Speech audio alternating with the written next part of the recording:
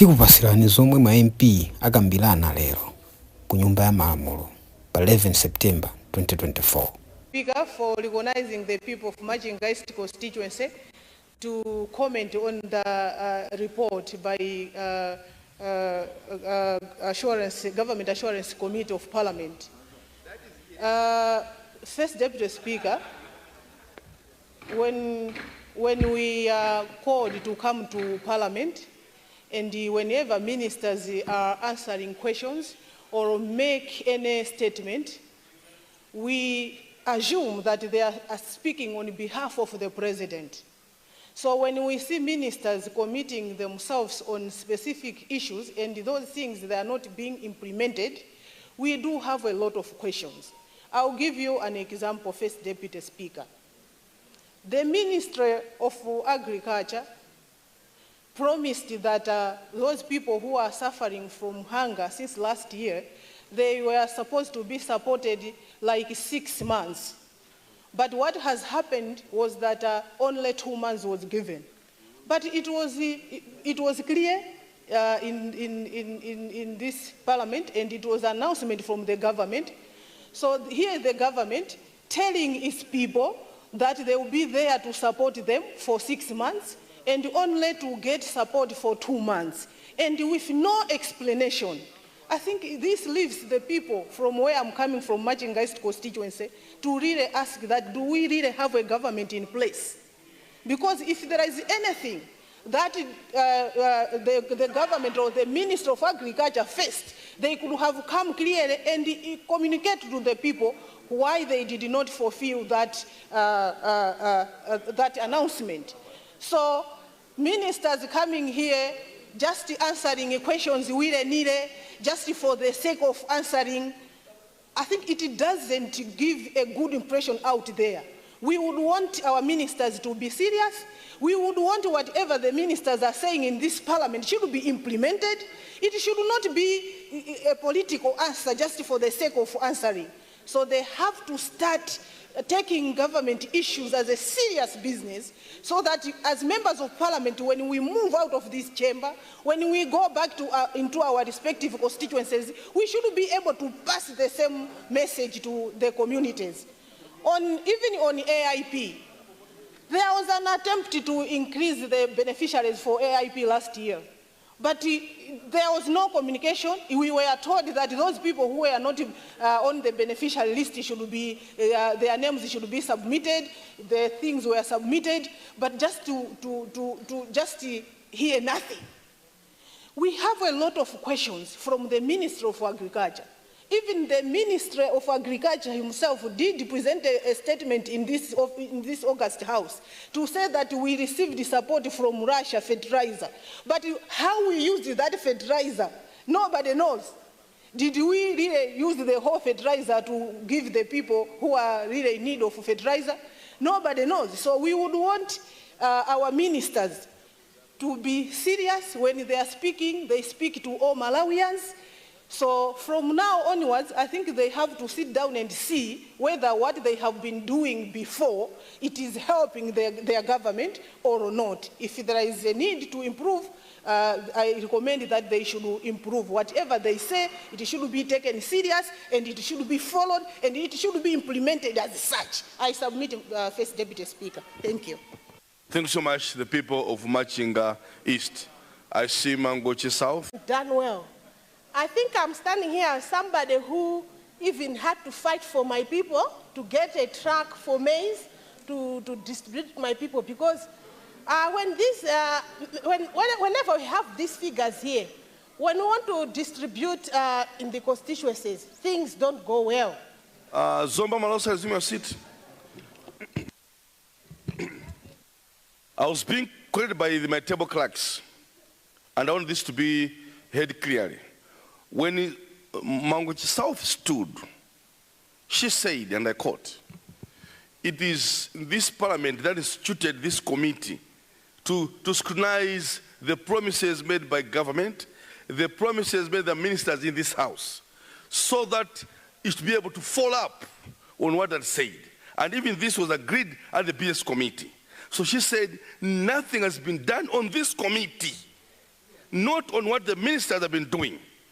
So the nothing element is not on the government side, but on this committee, that this committee must provide more oversight. Because what we want is, what is said here must be implemented.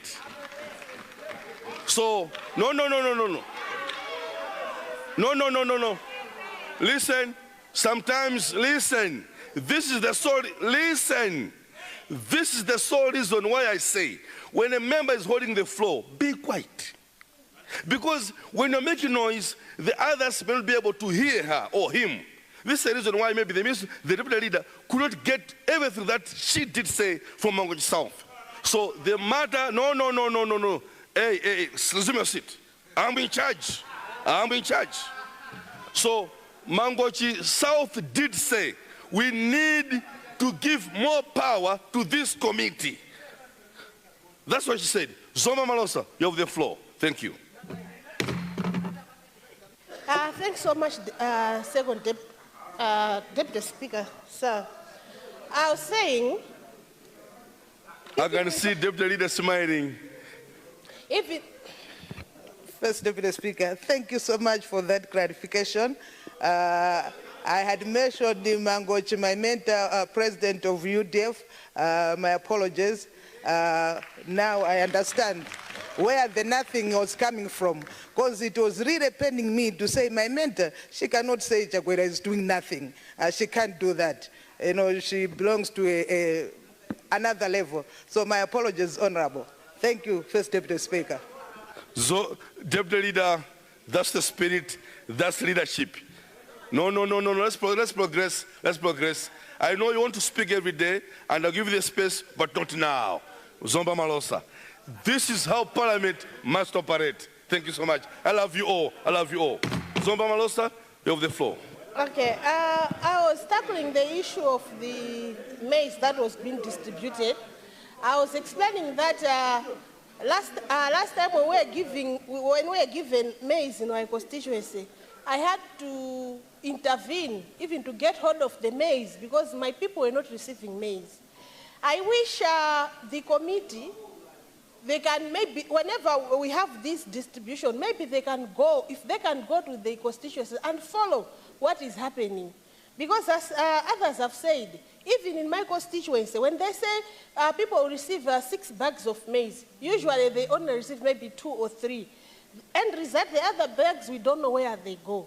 So it's good that this issue has been brought here, and we are going to maybe the committee will take the recommendations that we are going to do to make, so that at least this year, we have just said that we have just been given figures. This year, people should receive all the 5, if they said they are going to receive 5 bags, they should receive all the 5 bags. And I'm very hopeful that as one of our duties is oversight, as we rise next week, you are going to give us jobs. We are going to enter in each other's constituencies to see if these people have really received those 5 bags. And again, I'll talk about AIP. On the AIP, it's also another challenge. I think for the past 3-4 years, we have been having challenges with the AIP. If you don't put your own manpower as a member of parliament, things don't work right at the village. I'm happy that the committee also noted this as well. And I would want to beg, because this is September, but we haven't started talking, I haven't seen people receiving coupons yet. I think this is also the other problem, that we delay giving the people delay receiving the coupons. At the end of the day, people panic, they have already planted, everybody wants fertilizer, and that's where things go haywire. So I would really want if the committee can go more on making sure that maybe they put a deadline that by October, everyone should receive the coupons.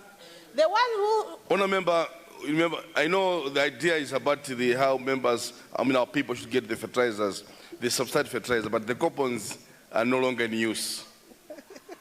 Okay, fine. As an MP, be on top of issues. Coupons are no longer there.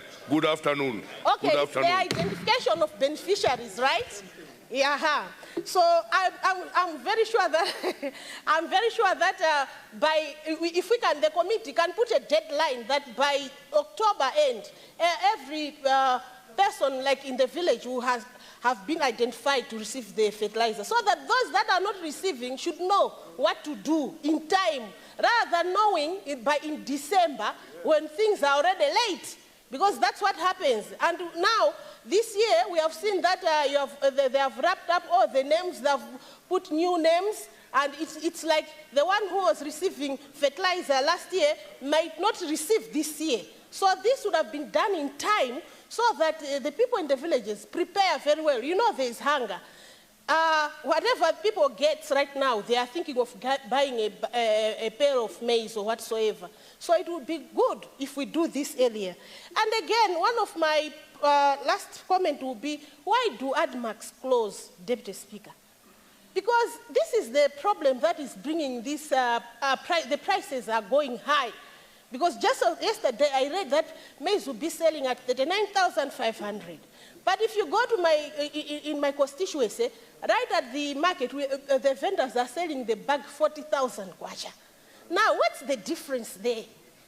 The difference is coming, I feel like the government has pegged the 39,500 using the market price that is already there at the market. And there's no difference, because before, people used to think when they go to ADMAC, they're going to buy cheaper maize. But now it's the same. All this I'm seeing, it's coming up because we closed ADMAX. So I would really want to urge the minister, if it's possible, they should not close ADMAX. Let the prices that are there be there, even when people harvest, so that maybe whenever the vendors start selling their maize, they will still use the ADMAC price so that things don't go away. With those few remarks, I support the report. Thank you. Thank you so much. The people of Zomba, Malosa, Mzimba West. Mzimba West. Thank you very much, Mr. Second Deputy Speaker, for recognizing me as a member of parliament from Mzimba West. Let me declare my interest on this one. I'm a member of the Government Assurances Committee, and I would like to agree with what Mangoji East said regarding the importance of this committee. I'm really concerned with the backlog of the assurances that are made in this house. They are too numerous as compared to the period that the committee is given to meet.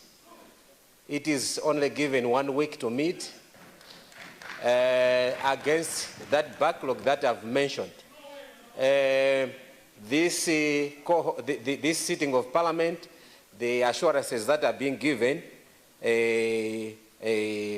by the ministers, they are also adding on the previous assurances, making this committee a very busy committee against the period that it is given. I don't see that 1 week we can do a lot. We can do a lot of business which the nation is looking for. So my plea is, would you consider giving at least this committee 2 weeks per, as you do with the committees like Legal Affairs?